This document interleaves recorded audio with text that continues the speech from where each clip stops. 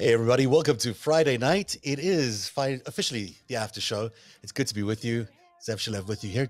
This is your favorite song, Greg Oliar, and I think it's my favorite song, too. One of my favorite songs. Her hands are never cold. Did you say this is one of your favorite songs the other day? No. Davis, No? I should Not turn Betty her Davis. music. Was it Betty Davis Eyes? Turn around Bright Eyes. Uh, Total Eclipse of the Heart. Total Eclipse of the Heart. We'll play that later on. I will play some favorite songs tonight just because I can barely talk. So music is a good thing. We'll get ready for that later on. Hi, how you doing, Greg? You well tonight? I think it's going to be a chaotic show because it's been a chaotic day and a chaotic week. It has. It's been a long week. It's like cooking 5 minutes ago for my son. Everyone's loud. Teenagers are playing this music that is so awful that it felt like there were sledgehammers in my brain. No, I wish that they would. And I don't want to say, just turn it down, because they don't usually do that. So I'm like, okay, I have to go do the show now. Please, God, turn this off. Oh, that's very fun. That's good. It's good that you're having a life back in your home. It's good that people are getting back together in a post-COVID world, or almost. Hi, LB. How's it going? Hi, it's good. I know. I'm having the same, I don't know, maybe it was just the week. It's a kind of, I feel disoriented. I don't feel like I made it to the end of the week like I normally do. I feel like, oh my God, I didn't quite get everything done. But I'm doing And then great. the show just happens. The show happens every Friday at 7. You have no choice. It's just, okay, got to go live. And here we are. May not be prepared, everybody. May not, in fact, as it turns out. But it was a really big week. It started, that trial was so phenomenal. The Chauvin trial and the verdict. We haven't spoken since then, but what an incredible moment. And I haven't got your perspectives on it. Do either of you want to tell me what you thought about the verdict and how things turned out? Greg? I'm just relieved. I happened to be home when it happened, and I had a podcast interview scheduled for 5 o'clock, so we rescheduled that, and I did watch it live on CNN, which I don't usually get to do, and I think I'm not the first person to say there were flashbacks of the OJ verdict from whatever year that was, 96. I'm just relieved. I can't imagine how horrible it would have been if he had not been found guilty. I just, that would have been... I think your tweet was, thank God. I think that was what you tweeted out. That's it. And I was like, that's the most appropriate thing. I think that actually was trending. You know, I don't think it was. I think it was. Yeah. I think it's how people felt at the end of all of that. That was a very stressful period for everybody. LB, what were you doing when that happened? I had gotten my second COVID shot in the morning, the Moderna. So I really was starting to get real sleepy, and I was staying awake to watch it. And I was so worried. I was just worried that there wouldn't be clarity, that there'd be like one juror who bought into that the attorney was throwing out there, that after he didn't have a pulse, he could come up and be this roaring predator. All these tropes, all these stereotypes were thrown on this poor man and his family. And so I just felt a great relief. And then I just really listened to people, to our African-American fellow citizens, our neighbors and our friends and loved ones who were just...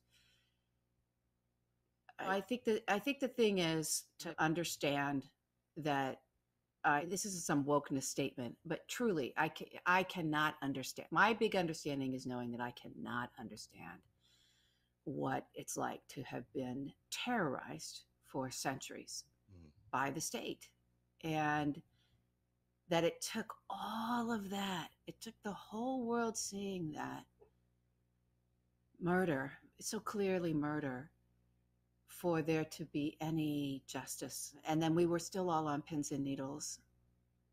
I don't know.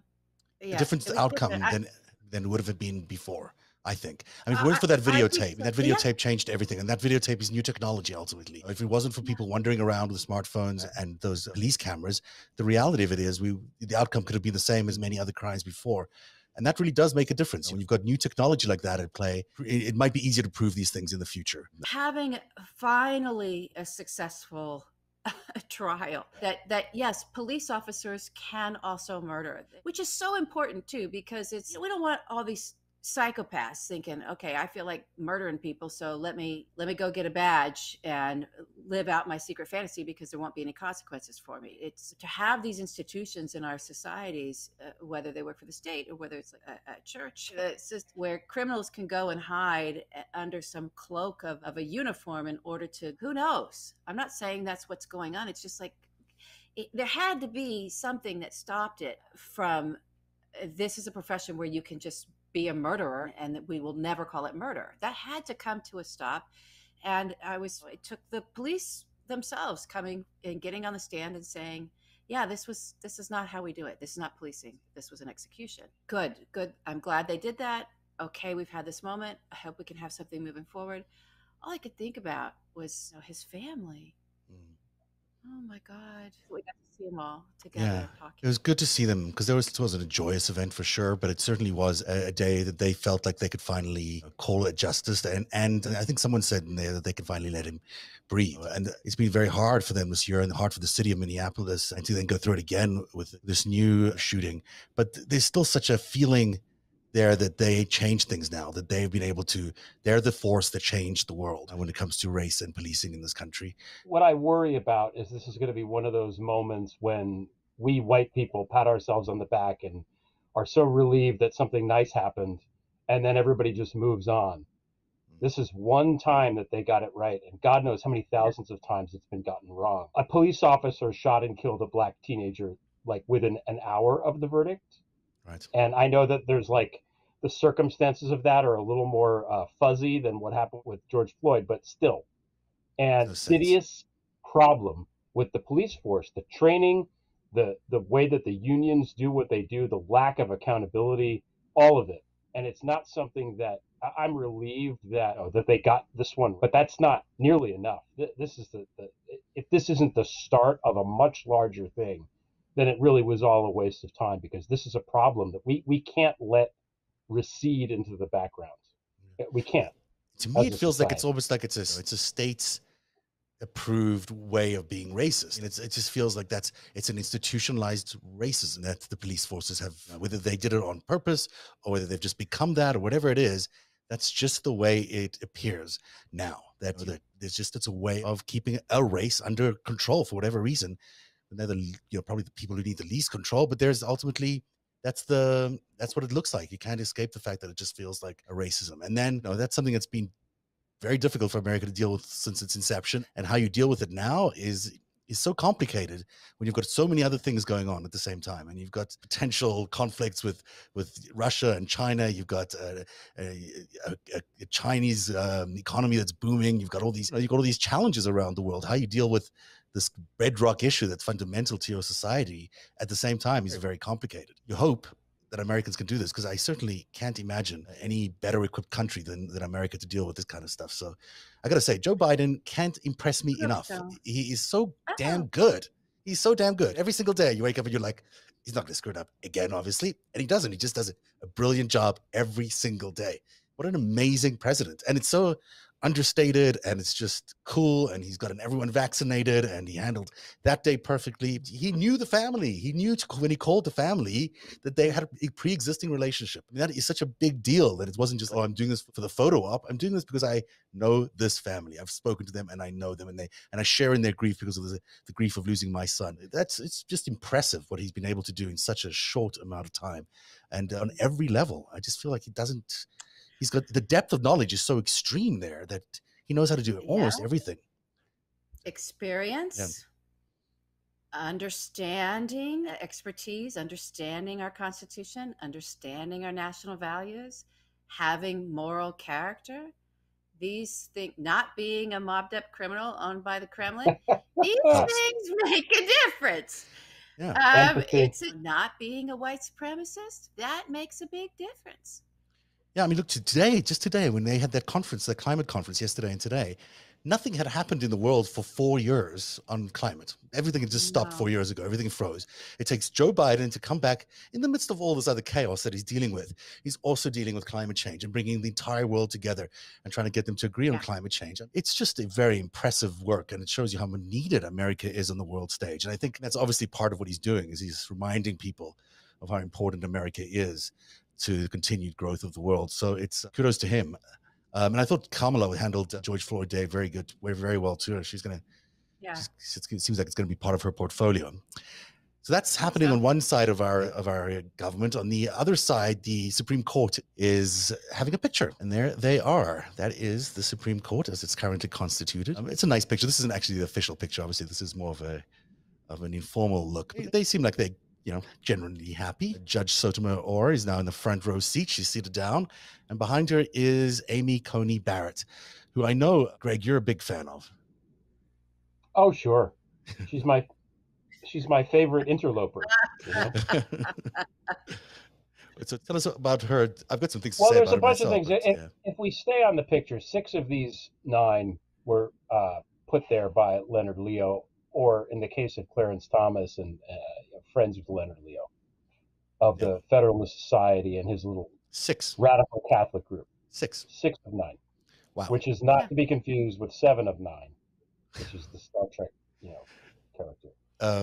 Very, very well done. Anyway, so that's a lot. That's a lot for one person and one institution to have done.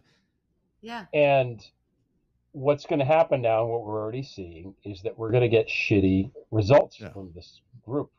Yeah. Now, if you're like a 16-year-old, and you can have life without parole, because Brett fucking Kavanaugh, of all people, has determined that, as I'm not the first person to point out, the things you do in your teenage years should actually count against you for the rest of your life. Right. And I just gagged to death on the irony. It was very ironic. It's shocking that was the thing that came out of him. Just explain to everyone, up until now, it's been understood that if you're under the age of 18, you cannot be in prison for life. But now you can for a crime. So if you go and you shoot somebody up or whatever it is you do as a 14-year-old, you will have to spend the rest of your life in jail without any chance of parole. Yeah, and I don't know, I'm not a lawyer, I'm not a prosecutor, I don't know how often these things happen, but it almost is irrelevant because the other thing that he did, apparently, and again, I'm not a lawyer and I don't study this stuff, is that he basically took the way that he wrote the opinion was to pretend that the precedent which existed did not exist. And that's dangerous, and that's why he's there. That's why they paid for him to be there. That's right. That's why they installed him there. And that's why he needs to go. So I know that there's a lot of stuff on everybody's plate in D.C., but we really need to investigate this mother finances because they are. The thing is bad. LB and I did this deep dive, and I know everybody watching this knows this, and we're just banging our heads against the wall. But it seems so important. If we don't, did he buy his season tickets this year in the COVID thing for the Washington Nationals? Is he that much of a fan? Like, what's going on with Brett Kavanaugh? Did all those Supreme Court people go in on it too? They paid for him to do shit like this. Absolutely. Okay, everyone's afraid that it's going to be like one abortion thing. It's going to be the darker stuff that it is. That lays the groundwork for the overthrow. That's what they want. And some of the stuff that you can't see that Sheldon Whitehouse has been bringing up of, look, there's the same folks that paid to install these people to get them, put them on the list, and Donald plucked the worst of the batch. Oh, okay, who can we really own here? So those same people, those same money forces have been paying to write these sort of amicus briefs, right? To get it in there all the time, so that they can start chipping away at precedent for things like union labor and women's rights. All these things that are very important to, I think, the basic equality and rights of our citizenry. They intentionally been chipping away at that. They choose a thing that they want to overturn, and then they find a case, or they create a case. That's why they create a case. Yeah, they create a case and then they push it through the system, all the way through the system, through every court, and then they lose some on purpose, and then they win some on purpose, but then it doesn't matter. All they need to do is get appeal until they get to the Supreme Court, and then they could overturn the law because they've rigged the Supreme Court. And there's endless cases like this, and they're basically taking the will of the people, as it's been determined through all American history, and overturning it piece by piece. So it's shocking. Gaming, it's a game. It's totally a game. It's almost like a Ponzi scheme in reverse. We're gonna roll up this thing and take each piece of it's gonna pay for the next piece to come in, and nothing's really ever for the people. But it's all about just finally overturning something. They'll do they're very Kremlin-y, the Federalist Society.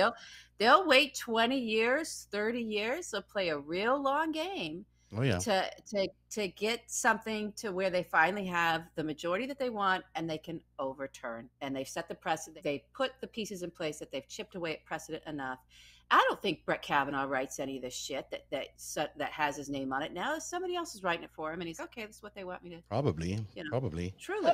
No, I think he might be right. I think he's good at that. Actually, I think he's good at writing these crappy things that they like. Yeah, because he did it before. He did it when he was before he was on the Supreme That's true. He did it for under Bush or something like that. He's a bad dude, and that's where we're going with this. And they know it. That's why they're crying every time it's proposed to add some non-traitors onto the Supreme Court and non-owned people.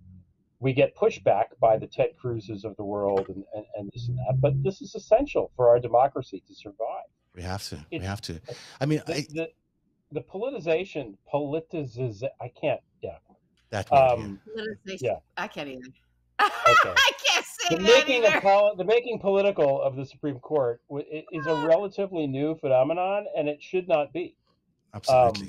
I don't know what the solution is, but to have these litmus tests on either side, it's just not right, and it's ultimately going to screw us. Autocracies, the strong men get in there, and then they take over the court. That's always what they take over the media, and they take over the court.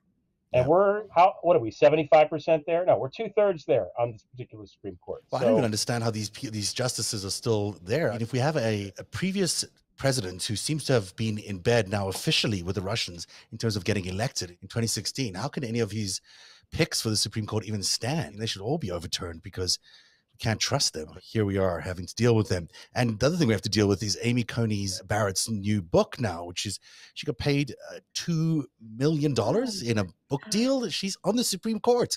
How is she getting paid $2 million? Now, Bloomberg calls it bad optics, but it's just not even bad optics. It just looks like it's corruption. It doesn't. Why is she worth $2 million? What is she possibly going to tell the world for $2 million? It's obviously a payment of some sort. No one cares about her that much that they would need to pay that kind of money for this book. It's outrageous. The one thing you think of is the publisher of the book is Sentinel, which is an imprint of a conservative imprint under Penguin Random House. But what you wonder, first of all, is where did they pull that number from? Were they outbid? Was there a bidding war for this wonderful piece of literature? Or did they just come up with this figure and pull it out of their asshole? Advances, the way that books work is a publisher gives you an advance. And technically what that is, it's an advance on royalties for the book. Right. So if your book costs $30, you as the author are going to make 40% of the book value, whatever it winds up being. Right. Of that book of every sale. So until let's say she gets $10 a book or $15 a book even, okay, for her own thing. How many copies does she have to sell to make back $2 million? The answer is more than she will ever fucking sell. Unless they buy them for her. Not unless, even if, okay? Yeah. But what happens is this is the scheme, the little grift bullshit that they do on both sides, because Bernie does it, the Democrats do it too. But it's more on the Republican side because Republicans don't read books. That's what makes this so ironic. Take Triggered by Don Jr., okay? Triggered fine work of was art. On the New York Times bestseller list, mostly because it came out and then it was bought by these big PACs, the super PACs, who gave it away as when people donated to the campaign. And then people got the book and immediately threw it in the fucking trash. So of the however many, yes, they were sold technically, which means that the entire New York Times bestseller list is corrupted. You can't trust that because is it really sold when it's a super PAC buying the books just to give them to people who aren't going to read them? How many people actually read Triggered by Donald Trump Jr. cover to cover? I'm going to guess a big zero. Do you think he read it? Do you think he even read it? Big zero. More people read my column on Friday, or today's column that I wrote, than read that. It was a good column, of course, yeah. Yeah.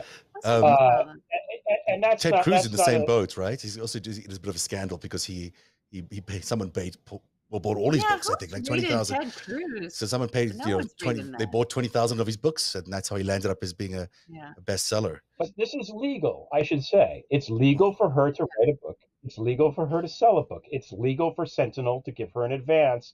And probably for them, it's easy. It's if they think they're going to actually make $2 million plus in sales, and maybe they will. Maybe the publishing company will make $2.5 million from this without even having to send it to the.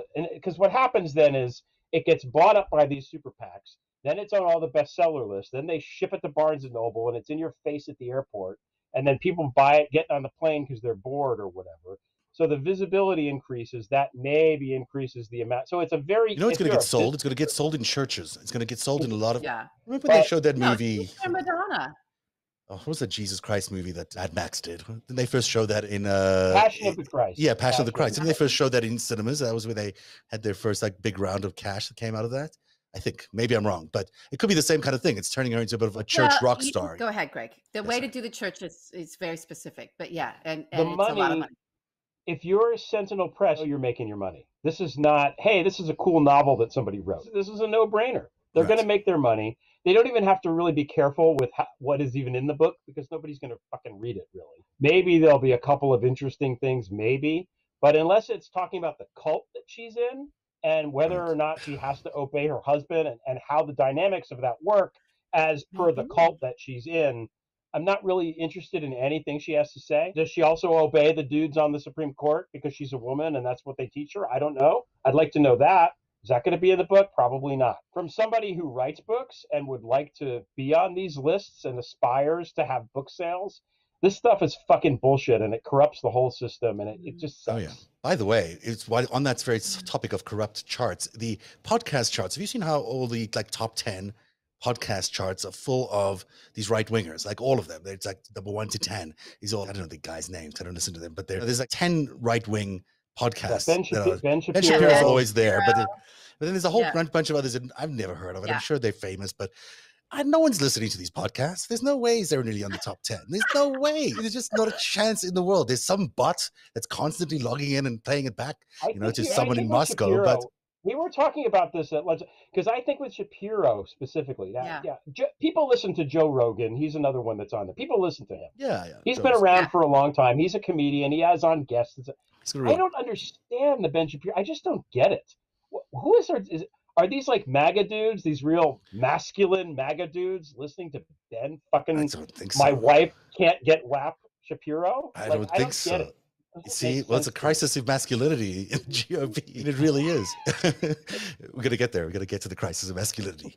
I was a volleyball, Zev. Because he's not like, he's not, he's not very masculine. Go ahead, LB.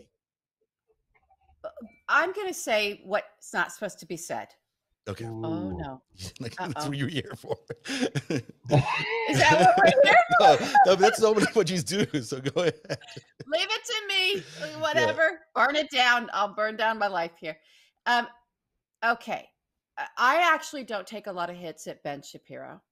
And you guys know why. I don't, because he's, to me, as a parent and someone in a family that faces this a lot, he is very severely on the spectrum to me. And people get into all kinds of outrage and upset because you're not supposed to call that out and you're not supposed to say, but I'm just going to be honest about myself. It's hard for me. I actually do. I know this horrible stuff comes out of this man's mouth, but it strikes me in a different way. And I know what it is I just go into a parental mode and think about his parents must be pleased that he's found something that he can do. Now, it also seems clear to me that he's finally getting some body awareness, which seems to have come late because he was never aware of himself. Even on his podcast, he would he'll get into a mode and he'll get into his lane and he'll just speak rapidly and in the monotone, and he's going and he's convinced he's right and he's just really talking to himself, and it's a kind of intellectual stemming. So I've watched him do a lot of that, and now he appears, I think, that Home Depot with the wood in the bag, little video, and he's posing, and he's clearly been working out. Oh, And there's I a new think he's Ben coming getting. out.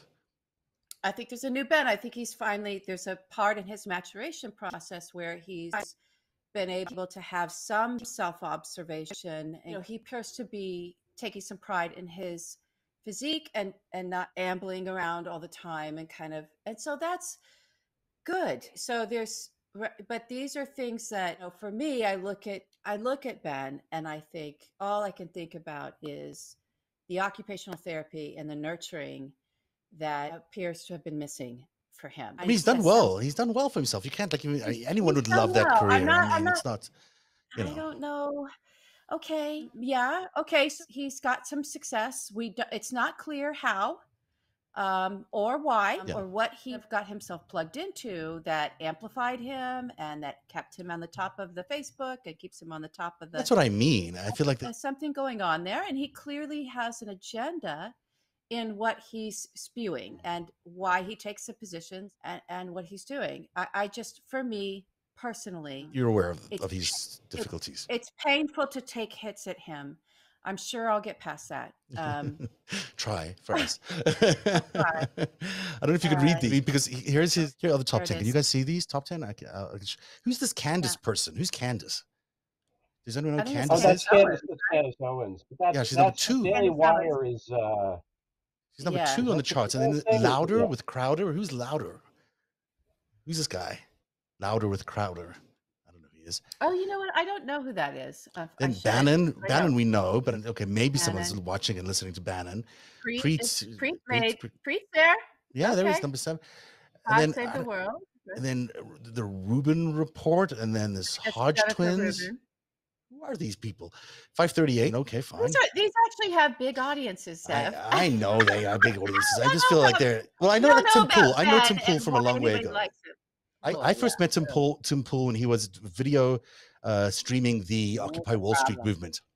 And I sought him out, Tim Pool. He's a problem. Because back then he was, of course, a righteous liberal and you're campaigning against the system and or whatever. Turns out Occupy Wall Street could be maybe it was an op, who knows? But I got to know him then, and he was great. You know, he did great video streams. I thought he did fantastic video streams. And I actually recommended him around to some people. I said, you should hire this guy because he's an interesting videographer and he's a good reporter.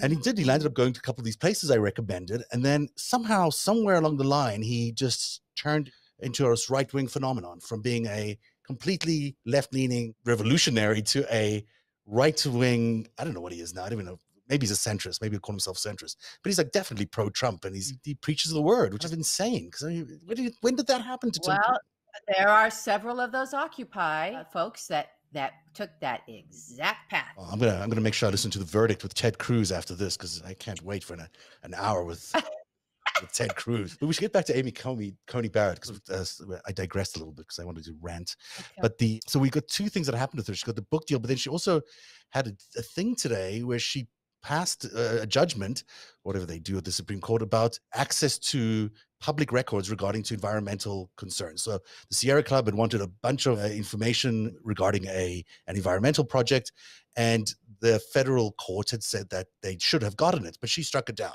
She said that there's no reason for the citizens of a country to get access to the policy making of their government. I mean, it sounds ridiculous when you say it out loud, but that's basically the gist of her judgment there. We have a real problem with this. We have a real problem with this justice. Not only she got a $2 million book there deal, not only is she taking away the rights of average citizens, but now she's also going to ignore, I think, Sheldon Whitehouse's request that she recuse herself from actually being the judge involved in judging the case being brought by her supporters. So the same Leonard Leo guys you were talking about earlier on are bringing some sort of case to front of the Supreme Court.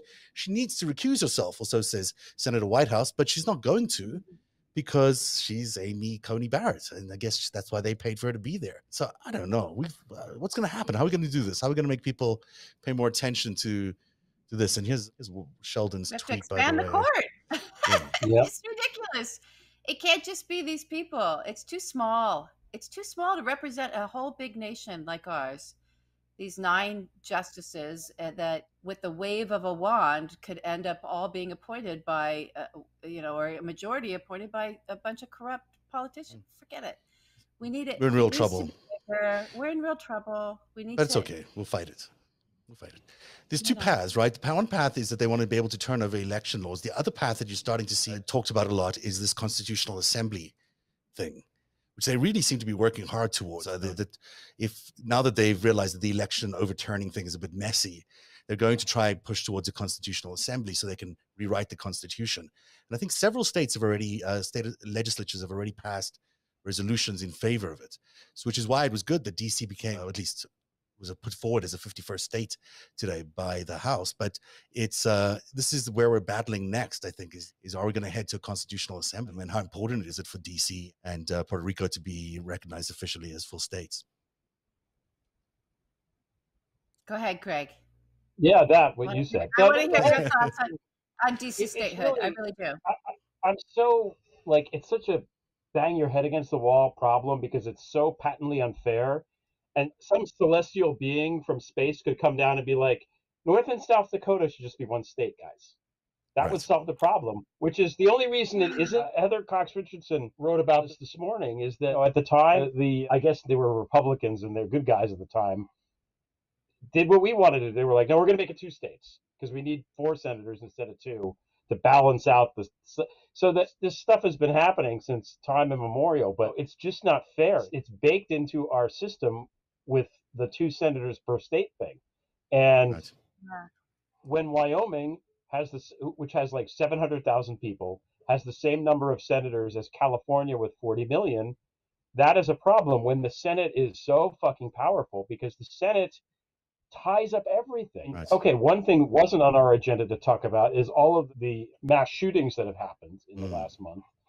The reason that we don't have gun laws and more regulations on guns isn't because people don't want them, because most people, not many, most, and 9 out of 10 people want gun reform and better regulations on guns, including a lot of people that are in the NRA. That doesn't happen because the Republicans control the Senate. It's all Mitch McConnell and the Republicans. Oh, the Senate anymore. Well, but until they nuke the goddamn filibuster. This is what I mean. We spin around and chase the tail and jerk off Manchin or whatever the fuck, and that weirdo in Arizona. I don't get it. Okay, but they didn't have a supermajority, right? When they had the majority, and they still controlled the Senate without doing away with the filibuster. We have the majority. Bills can be brought to the floor. It's just what the. We're doing it. There's some progress, right? It seems like they're talking about things. It's like right. It's urgent. It's urgent. We need to pass everything urgently. Big things. Big shit. And I am pleased that on the other side of this conversation, okay, it's time to talk to us. It's time for things to move now. We're coming up into May here. Come on, everybody. I was pleased that the Attorney General finally spoke to us as Attorney General, as Attorney Generals are empowered to do on day 1. So that was good. And about it is taking a long time to fill all these positions, though. It really is. It's getting. I mean, it's taking a while. There's no reason for it either. Like, there's no rhyme or reason for it. Oh my God. Okay. And also, I have to go back to the state thing. Okay. Yeah.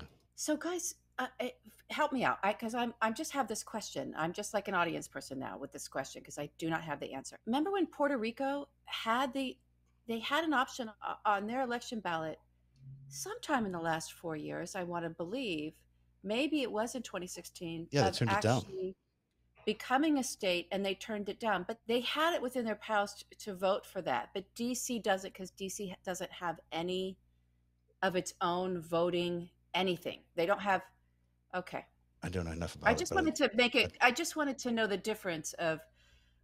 DC. The district Puerto Rico is self-determinate in this, and DC is. I don't think it would be automatic. I think they could ask. I think that when they voted yes, Puerto Rico, then they could go and ask. I don't think it would be automatically made a state. I don't think. Maybe it is. DC is different because it was created specifically. The territory, the area, whatever you want to call it, was created specifically to be the capital. And under the plan of statehood, there still will be like the White House and the Capitol, and they'll draw like a little thing around the mall. That will remain DC. Right. And everything else, the surrounding area, Georgetown, and Northwest and all this sort of places where there's Yeah, where people people live, live. and there's more people Yeah. there than in fucking Wyoming. Yep. Those people have no representation, and that's not right. Nobody lives in the Capitol. Nobody lives in the White. Two people live in the White House, and the dogs. But we don't really know about Biden voting. He'll vote in Delaware. So, but the people who live in D.C. proper, they need to be able to have representation. So that's where the state will be if it comes. And I don't know if it's a majority vote. I think it is. I'm not sure. I don't know. I don't know. Kind of necessary when you think about that whole makeup of the Supreme Court. So there's been a lot of concern about Tucker Carlson. Narrative is funded by viewers like you. Support our independent journalism at patreon.com/narrative.